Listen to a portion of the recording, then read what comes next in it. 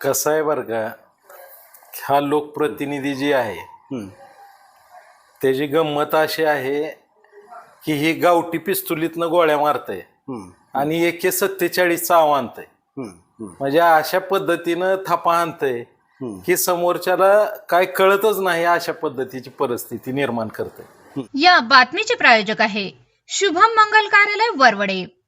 वाढदिवस सेलिब्रेशन, लग्न समारंभ, नामकरण, डोहाळे सोहळा, पार्टी रिसेप्शन सह सर्व कार्यक्रमासाठी तसेच धार्मिक सहलींसाठी राहण्याची व जेवणाची उत्तम सोय माफक दरात उपलब्ध करून दिली जाईल.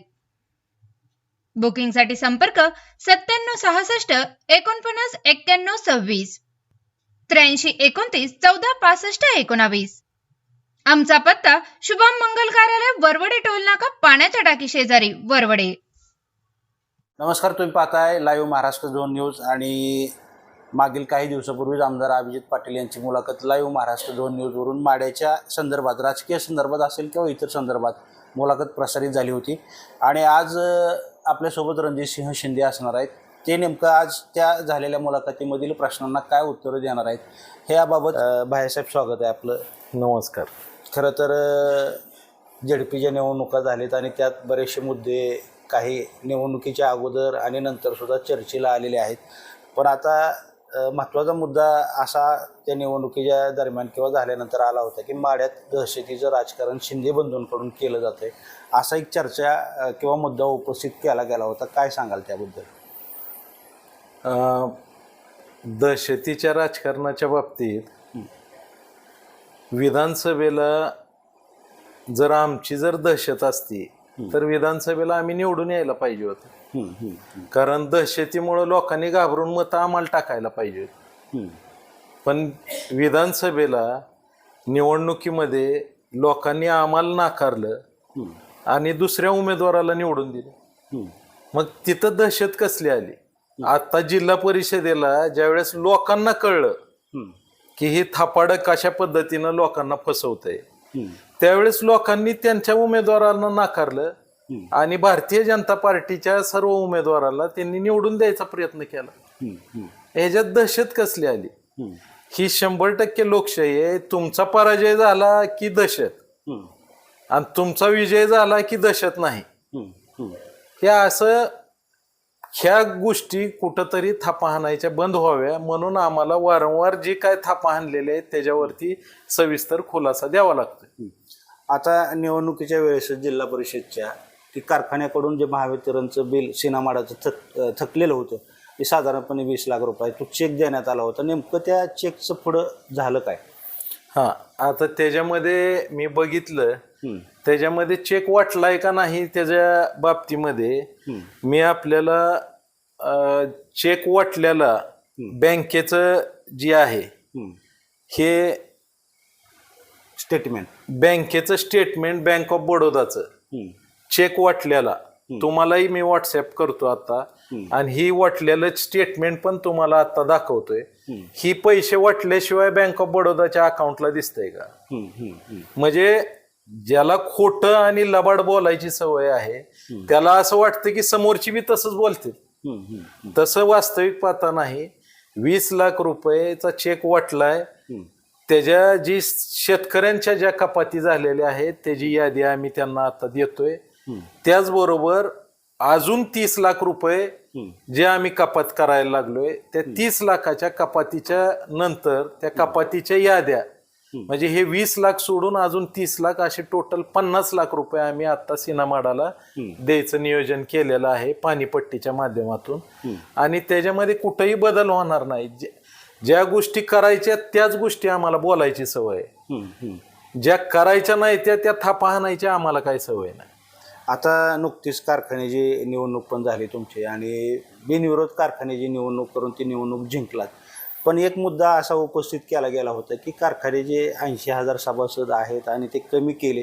मग नेमके सभासद किती होते आणि मग खरेच कमी केले गेलेत का? नेमकं यातलं काय या प्रश्नाच्या उत्तराला? नाही, तुमच्या या चॅनलच्या माध्यमातून कारखान्याची निवडणूक जी बिनविरोध झाली त्याला 100% मी तुमच्या या चॅनलच्या माध्यमातून सर्व सभासदांचे मनापासून आभार मानतो. शेवटी आजपर्यंत दादांनी ही विठ्ठलराव शिंदे सहकारी साखर कारखान्याची ही जी संस्था आहे हे अतिशय छोट्या रोपट्यापासून आज एवढं मोठं त्याचं वटवृक्ष झालेलं आहे. त्याचा आतापर्यंत सगळं रेकॉर्ड सगळ्या गोष्टी अतिशय चांगल्या पद्धतीनं नियोजन केलेलं आहे. दादांबरोबर स्थापनेपासून मी स्वतः त्या संचालक मंडळात आहे. सातत्याने ह्या सगळ्या गोष्टी लोकांना ह्या भागात न्याय देण्याची भूमिका ह्या संस्थेच्या माध्यमातून झाली. ह्याच्यावरती जे 80,000 सभासदाच्या बाबतीमध्ये जे खोटं वक्तव्य केलंय, मला फक्त एक सांगा की 20 लाख गाळप करताना जवळपास 40 ते 42,000 एकर ऊस तुटतो. मग 80,000 सभासद असतील तर प्रत्येक सभासदाचा अर्धाच एकर ऊस यायला पाहिजे.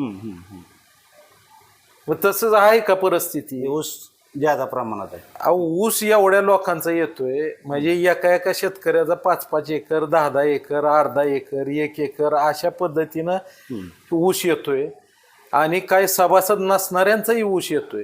ह्यांनी या ठिकाणी आरोप केला 80,000 शेतकरी सभासद आहेत म्हणून. वास्तविक पाहता तसं कुठलेही 80,000 सभासद नाहीत. कारखान्यात मागच्या निवडणुकीमध्ये 8,900 सभासद होते. ह्या निवडणुकीमध्ये 8,600च्या दरम्यान सभासद आहेत आणि 200-300 सभासदांचं सुद्धा तांत्रिक कारणामुळं काही सभासदांची नावं ह्या यादीमध्ये नसतील. त्याच्या व्यतिरिक्त कोणी ह्याच्यातनं काटछाट करण्याचा प्रयत्न केला नाही, कोणी काय कोणाचं कपाती केलेलं नाहीत, काय नाही. मागच्या निवडणुकीत 9,000 होते, आता 200-300 का 150 लोक फक्त त्यातले कमी आहेत. ह्याच्यापेक्षा वेगळं काही नाही. आणि तरी सुद्धा 80,000 सभासद. आणि वास्तविक पाहता त्यांनी जे सांगितलं की आमच्या इथं सगळे 30-35,000 सभासद आहो, तुमच्या इथं तुम्ही 4थी चेअरमन आहात त्या कारखान्याचं सत्तांतर होताना आणि त्या कारखान्याचं वाटोळं ह्याच्यातच झालेलं आहे. आणि प्रत्येक वेळा त्या ठिकाणी सभासद ज्या त्या सत्ता परिवर्तन झाल्यानंतर त्यांनी त्यांच्या सोयीचे सभासद त्या ठिकाणी केले म्हणून तिथं संख्या 30,000वर गेली. आणि तुम्ही त्याचं कौतुक सांगताय की अजून आमच्या इथं सगळ्यांना अधिकार आहे. अहो सगळ्यांना अधिकार म्हणजे तुम्ही केलेलेच नाहीत. आता तुमची जागा वाचवायसाठी तुम्ही अजून 4-5 हजार नवे सभासद केले असतील. ही तुमचा वैयक्तिक प्रश्न आहे त्या विठ्ठल कारखान्याच्या बाबतीत. आमच्या इथं तशी परिस्थिती नाही. त्याच्यामुळं थापा हाणण्यापेक्षा वस्तुस्थिती काय आहे ती खरं बोलायला शिका, एवढंच आम्हाला म्हणायचं. आता कारखान्याच्या बाबतीत निवडणूक जरी बिनविरोध झाली असली तरी बोललं जातं की कुठं आम्ही काय त्या विरोधात किंवा त्या ह्याच्यामध्ये नव्हतो. पण आता खरंच बिनविरोध निवडणूक झाल्यानंतर छुपा कारवाई वगैरे झाल्याचं कुठं आपल्या निदर्शनास आलंय का नेमकं? कसं आहे, बिनविरोध निवडणूक झाल्याचं पूर्ण श्रेय सभासदांना जातं. वास्तवता अशी आहे की त्यांनी तुमच्या मी पाहिलेल्या मुलाखतीत त्यांनी म्हणले की आमच्या कारखान्याच्या ह्याच्यात लक्ष घालायचे काय कारण नाही. अहो तुमच्या कारखाना तुमचा राहिलेलाच नाही ना. तुम्ही आमच्या कारखान्यावर बोलता, आम्ही दूध संघाला कारभार करतो, त्या दूध संघाची माप विधानसभेत काढता आणि तुमच्या कारखान्यातल्या चोऱ्या आम्ही चव्हाट्यावर आणल्या तर तुम्हाला वाईट वाटायचे कारण काय? दूध संघाची आम्ही करा म्हणतोय ना चौकशी. आता गेल्या आठवड्यात आम्ही पूर्वीपासून थकलेल्या लोकांच्या पगारी, ग्रॅच्युटी, जे राजीनामे रिटायर होऊन गेलेले आहेत अशा सगळ्या कर्मचाऱ्यांची ग्रॅच्युटी दिली. त्याच्यानंतर प्रोव्हिडंट फंड तटलेला होता ती दिला. म्हणजे आम्ही चेअरमन व्हायच्या आधीच प्रशासकाच्या कालावधीतल्या तटलेल्या 1 वर्षाच्या पगारी दिल्या. अशा सगळ्या कर्मचाऱ्यांच्या सगळ्या जी काय तटलेली होती ग्रॅच्युटी पासून सगळ्या गोष्टी पगारापासून त्या सगळ्या आम्ही दिल्या. तुम्ही 40 कोटी कर्मचाऱ्यांचं देण्यासाठी ह्या 350 कोटीत कर्ज काढलं. तुम्ही दिले का कर्मचाऱ्यांची ग्रॅच्युटी? ही ती पैसे गेले कुठं हे आम्ही बोलणार ना. तुम्ही दूध संघाच्या बाबतीत बोलताय, कारखान्याचे सभासद इतके होते म्हणून तुम्ही थापा आणताय. आम्ही थापा तर आणत नाही, आम्ही वस्तुस्थिती सांगतोय. आणि ती का सांगायची नाही? कारण आम्ही विरोधात आहे. लोकांनी तुम्हाला निवडून दिलंय, तुमचं खरं रूप काय आहे ती लोकांसमोर आणणं हे आमचं विरोधक म्हणून काम आहे का नाही? आम्ही आमचं काम करतोय. नाक खुपसायचं नाही म्हणजे ह्या 350 कोटीचा लोकांना हिशोब द्यावा लागेल. असं कसं नाक खुपसायचं? जे आता कारवाई चालू आहे, गेल्या 8-15 दिवसात संचालकांचे जामीन करून घेतले कारखान्याच्या तुमच्या, ती कशासाठी केले ती लोकांना सांगितलं पाहिजे ना. 4 वर्ष झाले, 4 सीझन कारखान्याचे झाले तुमच्या, 1 रुपया बँकेला व्याज आणि हप्ता भरला नाही. आमच्या कारखान्याने 200 रुपये व्याज, 200 रुपये हप्ता जिल्ह्यातल्या सगळ्या कारखान्याला कमीत कमी 400 रुपये ते 500 रुपये 700 रुपये व्याज आणि हप्ता जातो टनाला. गाळप कमी झालं तर अजून जास्त जातो. तुम्ही ह्या 4 सीझन झाले, 4 सीझन मध्ये बँकेला 1 रुपया भरला नाही म्हणल्यावर विठ्ठलराव शिंदे कारखान्यापेक्षा तुम्ही 400 ते 500 रुपये दरवर्षी ज्यादा द्यायला पाहिजे. हे वाचलेले पैसे गेले कुठं हे सांगायला नको. तरी सुद्धा पहिल्या 2 वर्षात तुम्ही 200-200 रुपयांनी भाव कमी दिलाय. 3ऱ्या वर्षात फक्त 15 दिवसासाठी 3000 दिला आणि जाहीर 3000 दिला म्हणून केलं. आमच्यापेक्षा कमीच दिलाय. 1 वर्ष निवडणुकीच्या कालावधीत जाहीर 3500 केला, दिला तर नाहीच. आणि त्याच्यावरनं पुन्हा अजून लोकांना प्रश्न विचारायचे कारण काय. ह्या गोष्टीचा आधी खुलासा करा, लोकांना कळू द्या ही सगळ्या गोष्टी. आणि ह्या गोष्टींना आम्ही सांगायची गरज नाही. तुमच्या विठ्ठल कारखान्याच्या निवडणुकीच्या कालावधीमध्ये ज्या थापा आणलेले ती सगळी भाषणं आमच्याकडे आता आहेत. ती वेळ आल्यानंतर आम्ही हे काय काय बोलले, लोकांना कशातनं किती उत्पन्न मिळतंय, मग आपण इतकं देऊ शकतो तितकं देऊ शकतो हे सिद्ध करायला नको. त्या जनतेला, त्या सभासदाला, त्या शेतकऱ्याला कळायला नको. तुम्हाला जर एवढा दूध संघाचा कळवाळा आहे, तुम्हाला एवढा आमच्या 80,000 सभासदाचा कळवाळा आहे, तर त्या कारखान्यात काय गाजवली ते आम्ही लोकांना सांगायला नको. आणि हे 100% सांगणार. हे आता सुरुवात आहे. अजून ह्याच्यामध्ये मी स्वतःच मुख्यमंत्री साहेबांना भेटणार आहे. ह्या अधिवेशनाच्या कालावधीमध्ये दूध संघाची पण आमच्या चौकशी करा. आमचं चुकत असलं तर, काय चुकलं तर आमचं सांगा. आणि विठ्ठल कारखान्याने जे आतापर्यंत केलेलं या 350 कोटीचा भ्रष्टाचार आहे, ह्याची सुद्धा पूर्णपणे शहानिशा हा पैसा गेला कुठं, निवडणुकीत कसा वापरला गेला, कशा पद्धतीनं गेला, कुठं गेला, काय काय उद्योग ह्याच्यात केलेत, बँकेचे पैसे का भरले नाहीत, मग ते पैसे कुठे गेले, ह्याची सखोल चौकशी करावी म्हणून आम्ही माननीय मुख्यमंत्री साहेबांना विनंती करणार आहे. त्याच्यावरती ते निर्णय घेतील आणि मग जनतेसमोर सगळ्या गोष्टी स्पष्ट होतील. आणखी एक मुद्दा उपस्थित केला होता की 30 वर्षापासून काम केलं असेल तर कामच आता शिल्लक राहिलं नाही असं बोललं जातंय. मग नेमकं या मुद्द्याला तुम्ही कसं बघताय? कसं आहे बरं का, हा लोकप्रतिनिधी जी आहे त्याची गंमत अशी आहे की ही गावठी पिस्तुलीतनं गोळ्या मारतय आणि AK-47 आणतंय. म्हणजे अशा पद्धतीनं थापा आणतंय की समोरच्याला काय कळतच नाही. अशा पद्धतीची परिस्थिती निर्माण करते. पण तशी वस्तुस्थिती नाही. माढा तालुक्यामध्ये बबनदादा आमदार व्हायच्या आधी बॅकवॉटरची 4 गावं आणि कॅनलवर असणारी काही गावं बागायत होती. 2-2.5 लाख टन माढा तालुक्यामध्ये ऊस पिकत होता.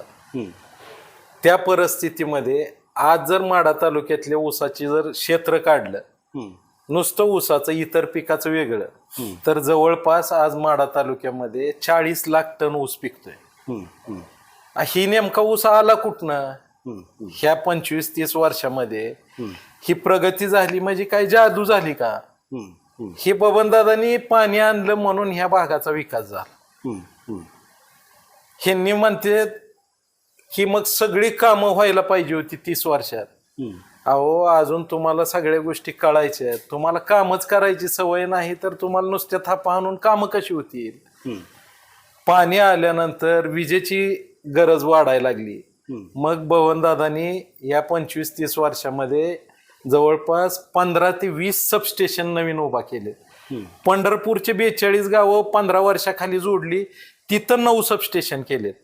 ज्या चिलाईवाडीचा हे अभिजित पाटलांनी जाऊन नारळ फोडला, ती सबस्टेशन सुद्धा बबनदादांनी केलंय. आज बाबळगाव मध्ये ज्या सबस्टेशन मध्ये ऍडिशनल ट्रान्सफॉर्मरचं उद्घाटन ह्या लोकप्रतिनिधींनी केलं, ते ऍडिशनल ट्रान्सफॉर्मर सुद्धा बबनदादांनी मंजूर केलाय. आज सगळ्या सबस्टेशन मध्ये जेवढे ऍडिशनल ट्रान्सफॉर्मर ह्या वर्षभरात बसवले गेले त्याची मंजुरी मागच्या 5 वर्षातल्या बबनदादांनी मंजूर केलेली त्या ट्रान्सफॉर्मरची मंजुरी आहे, त्याची बसवायची प्रक्रिया चालू आहे. कोणी नाही बोलवलं तर हार तुरे सगळं स्वतःच घेऊन जाऊन नारळ फोडायचा फक्त प्रयत्न चाललेला आहे. जसं क्रीडा संकुलाचं मंजूर बबनदादांनी केले 4 कोटी रुपये, त्याच्या मंजुरीची पत्र आहेत आमच्याकडे. त्याचा काल नारळ फोडला. म्हणजे जी टेंडर होतं ती कॅन्सल केलं आणि नवीन काय तर करतोय असं दाखवायचा प्रयत्न करून नवीन काम त्या ठिकाणी करून त्याचा विलंब करून त्याचं टेंडर केलं. म्हणजे त्याला निधी आणला का? नुसता नारळ फोडला. 4 कोटी रुपये बबनदादांनी मंजूर केलेले. ही बातम्या त्याच्या बाबतीतल्या. आणि ही शासनाचं मंजुरीचं पत्र 4 कोटी रुपयाचं जी मंजुरी आहे ती.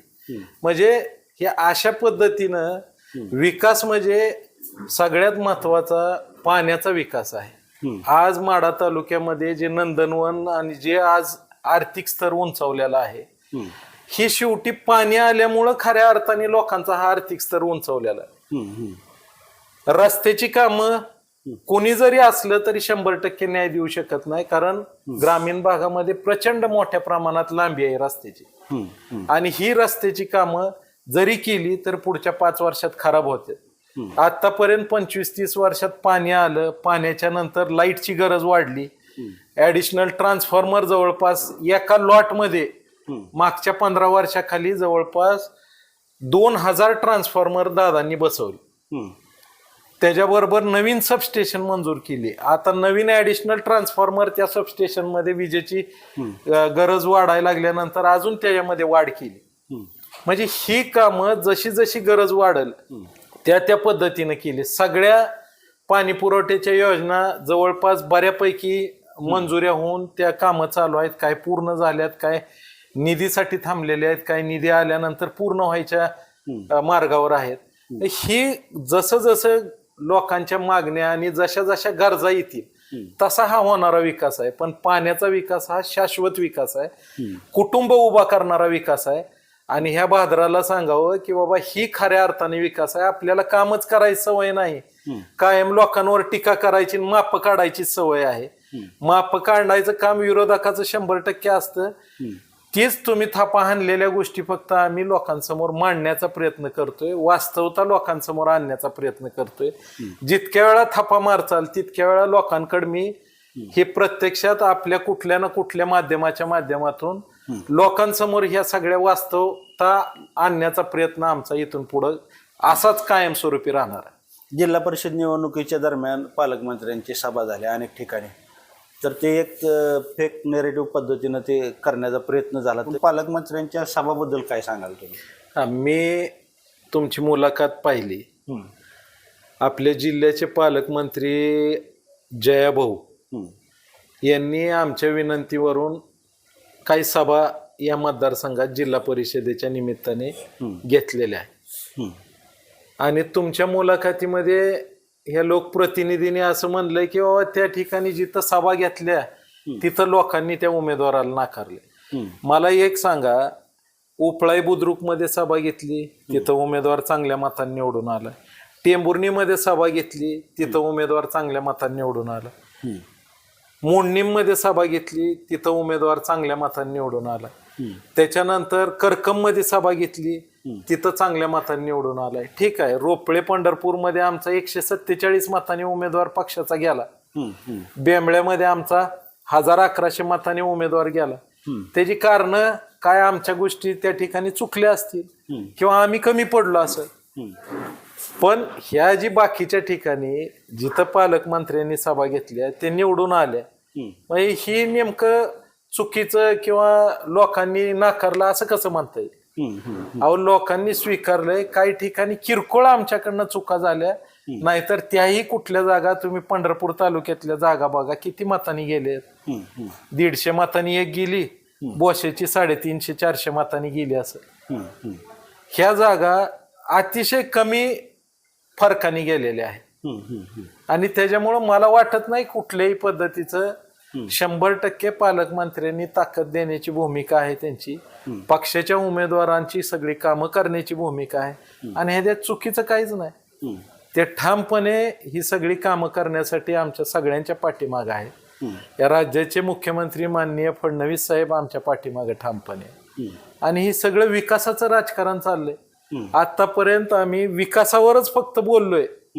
फक्त ह्या सगळ्या लोकांना आमच्यावर टीका करण्याशिवाय दुसरा उद्योग नव्हता, म्हणून माझा नाविलाज झाला की ती जी बोलते ती लोकांसमोर त्याला उत्तर द्यायचं काम आम्ही या निवडणुकीच्या माध्यमातून सुरू केलंय.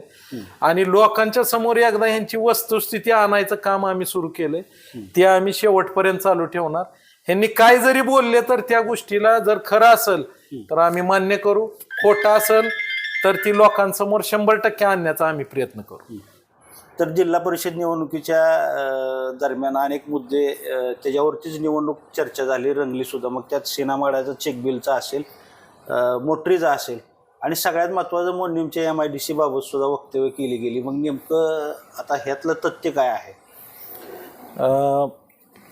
सीनामाडाच्या बाबतीमध्ये पंप चोरीला नेले हे आम्ही केलेलं वक्तव्य नव्हतं. विधानसभेच्या निवडणुकीनंतर त्यांच्याच एका आरणच्या कार्यकर्त्यांनी जाहीर भाषणामध्ये सांगितलेलं, आणि पुन्हा पेपरला तशी बातमी आली. त्याच्यावरती तिथल्या त्यावेळेसच्या एक्झिक्युटिव्ह इंजिनियर जे होते त्यांनी त्याच्यामध्ये खुलासा केला की या मोटरी नेता येत नाहीत आणि मोटर काय बारकी नाही, आणि ह्या गोष्टीवर मी मागही खुलासा केलेला आहे. त्याच्यामुळे त्या मोटरी कोणी न्यायचा प्रश्न नाही. ह्याच मंडळीनं आरोप केलते की मोटरी नेल्यानं आता सीनामाडाचं कसं. वास्तवता तशी अजिबात नाही. 1100 हॉर्स पॉवरची 1100 KW म्हणजे 1500 हॉर्स पॉवरची एक मोटर आहे, आणि ह्या मोटरी एक ट्रक लागती एका मोटर आणि पंपला न्यायला. एवढ्या मोठ्या मोटरी कोणी उचलून न्यायचं कारण नाही. मुळात ते शासनाचं आहे, त्याच्यामुळे कोणाचा उचलून न्यायचा काय संबंध येतो? मोटरी आता बदलण्यात येतील असं बोललं जात आहे. हा, मोटरीच्या बाबतीत मी तुमच्या मुलाखतीमध्ये अजून एक गोष्ट ऐकली की 80 कोटी रुपये मोटरी बदलायसाठी वक्तव्य केलंय की 80 कोटी रुपयाचा प्रस्ताव दिला. वास्तविक पाहता ह्या लोकप्रतिनिधीला मला एक सांगायचंय की लोकसभेच्या निवडणुकीच्या आधी हा प्रस्ताव तयार केला अधिकाऱ्यांना घेऊन आम्ही सगळ्यांनी, बबनदादांनी, मी स्वतः त्या मिटिंगला होतो. ह्या मोटरी जवळपास 26 कोटीच्या आहेत. ह्या मोटरी बदलायच्यात कशासाठी? 20 वर्ष होऊन गेल्यानंतर त्याचं लाईफ आणि पाणी मारायची क्षमता त्याची कमी झाली, आणि जेवढं पाणी आपल्याला मंजूर आहे आता तेवढं सगळं पाणी वापरायचं असेल तर ह्या मोटरी चालू ठेवल्या तर तेवढ्या क्षमतेने पाणी मिळत नाही. म्हणून ह्या मोटरी बदलायचा प्रस्तावित आपण केलेलं होतं. वास्तविक पाहता ह्या लोकप्रतिनिधीचा आणि ह्या कामाचा काही संबंध नाही. माहिती तरी नीट घ्यायला पाहिजे. 80 कोटीच्या नसून त्या 26 कोटीच्या मोटरी आहेत, आणि जी पाईपलाईन खराब झालेली आहे, लोखंडी पाईपलाईन, ती दुरुस्त करायला आणि जिथं जिथं खराब झाली ती बदलण्यासाठी म्हणून उर्वरित रक्कम त्याच्यामध्ये 31 कोटी रुपयाची रक्कम प्रस्तावित केलेली. कुठल्याही गोष्टीची माहिती न घेता निवळ थापा हाणणे, आणि तुमच्या मुलाखतीत ते असं म्हणले की ती अमक्या प्रकारच्या मोटरी होत्या, कुठं मोनोब्लॉक होत्या. मला ह्या निमित्ताने सांगायचंय हे आपल्याला कळत नसलं तर आपण जनतेला फसवू नये. मोनोब्लॉक ही आपल्या शेतातली वर ठेवायची मोटर असते, जशी पाण्यात टाकायची पाणबुडी असते. ह्या जी पंप असतात ह्या एवढ्या मोठ्या स्कीमला टर्बाईन पंप वापरले जाते, आणि टर्बाईन पंपाच्या वरती इलेक्ट्रिकल मोटर बसते. अशा पद्धतीची हे पंपाची रचना असते. उगा मोनोब्लॉक वापरले, नवीन मोनोब्लॉकचा प्रस्ताव दिला, कशासाठी थापा हाणताय? हे टर्बाईन पंप नवीन प्रस्तावित केलेले आहेत आणि तुम्ही निवडून यायच्या आधी प्रस्तावित केलेले आहेत. त्याच्यासाठी परवा आम्ही विखे पाटील साहेबांकडे मीटिंग लावलेली होती पालकमंत्र्यांच्या मदतीनं. त्या मीटिंगमध्ये सुद्धा उर्वरित ह्या 7 गावांना पाणी देण्याचा चर्चा झालेली आहे. ह्याच्यामध्ये हे पाणी सुद्धा मंजूर बबनदादांनी आणि संजय मामांनी तिकडल्या करमाळ्यातल्या 3 गावांसाठी आणि इकडल्या 4 गावांसाठी मंजूर केलेलं आहे. त्या योजनेमध्ये ह्या गावांचा समावेश झालेला आहे. आपण नेमकं काय केलं? आपण नुसतं तीच आम्ही केलेल्या गोष्टी गिरवणार किती दिवस? आपण काहीच नाही करत आणि आम्ही केलेल्याच गोष्टी लोकांना कशासाठी सांगताय? वारंवार थापा का हाणताय? आमचं एवढंच म्हणणं आहे की तुम्ही ह्याच्यासाठी काय करताय तेवढं फक्त लोकांना सांगा. प्रश्न नुसते उपस्थित केल्याने किती प्रश्न सुटले आतापर्यंत ती सुद्धा लोकांना माहिती नाही. कुठले प्रश्न सुटले? नुसते प्रश्न उपस्थित मी केला, प्रश्न उपस्थित करून प्रश्न सुटत नाहीत. ते प्रश्न सोडवायसाठी प्रयत्न करावे लागते. आणि आतापर्यंत बबनदादांनी त्यांच्या कालावधीमध्ये ह्या सिनामाडा उपसा सिंचन योजनेचं जी काम केलंय त्याच्या व्यतिरिक्त नवीन कुठलंही काम झालेलं नाही. आता ही सगळे प्रस्तावित केलेत आणि आम्ही आता विखे पाटील साहेबांकडे आणि माननीय मुख्यमंत्र्यांकडे ह्या योजनेची पुढची सुप्रमा मंजूर करण्यासाठी आमचा प्रयत्न चाललाय.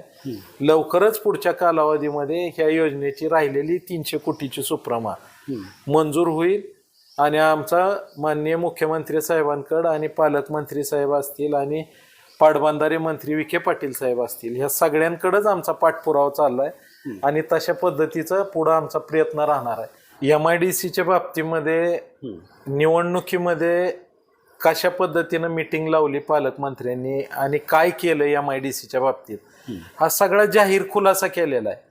त्याच्यामुळे पालकमंत्र्यांनी खुलासा केल्यावर अजून मी त्याच्यामध्ये वेगळं काय वक्तव्य करायची काय आवश्यकता वाटत नाही. जनतेला सगळ्या गोष्टी कळलेल्या आहेत आणि आता लँड ॲक्विजिशनची कारवाई पण सुरू झालेली आहे. जिथं जिथं त्या ठिकाणी अडचणी येतील त्या त्या ठिकाणी पालकमंत्र्यांच्या मदतीनं आम्ही त्या ठिकाणी पाठपुरावा करून ती MIDC पूर्ण करण्याच्या दृष्टीनं सातत्याने प्रयत्न करू एवढं सांगतो.